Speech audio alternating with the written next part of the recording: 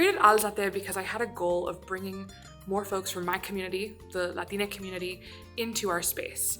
I am really focused on ensuring that our regional theater speaks to the region that it's in. And that means speaking to the young people who are graduating and exploring classical text for the first time, for the 100th time. It's just getting them to be in space with each other, play, learn. There are so many Latinos that don't have the opportunity to do that, and so it feels like a revolutionary space to celebrate and play with Spanish language and verse. However we identify, Latine or Hispanic, Mestizo, whatever, Indigenous, we are always fitting these boxes. And it's interesting how we use that in Shakespeare, right? I think a lot of what I'm hearing is like, how do we find the realness of ourselves and bringing our own personal identities and experience to the text, because it seems that we want that, right? We've seen Romeo and Juliet done how many times, right? But what makes it different when you walk in the room? That detail and that specificity matters more than if you get the text right.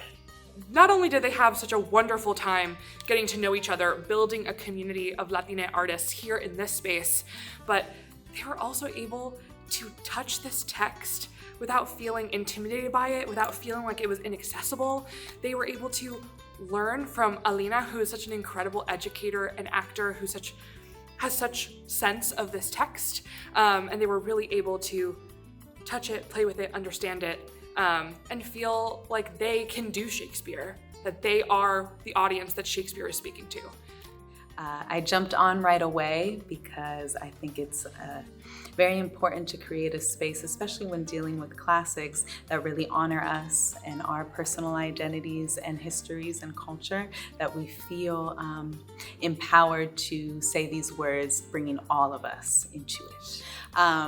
As people who identify as Latina, not all of us speak Spanish, or we only speak Spanish, or we speak other indigenous languages.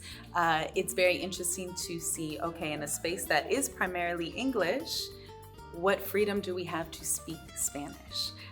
Where is that impelled from?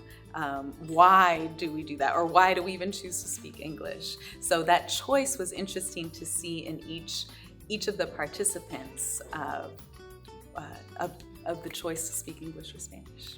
So the second session was really focused on audition skills, and we were able to bring in representation from Roundhouse, from the Folger, from Studio, and from STC, so that they would get face time with casting directors, be able to make a connection to other theater artists, and show what skills they have in their toolbox. Engagement and enrichment of our acting community is a continual process. So what we need to do is put money towards programs like this, put our investment into our young people. It allows them to feel like they belong here, that their voices are important in the way that we explore Shakespeare and in the way that we make theater. And that is something that I want to continue and to grow. It's everything to me. It's central to the work that I do.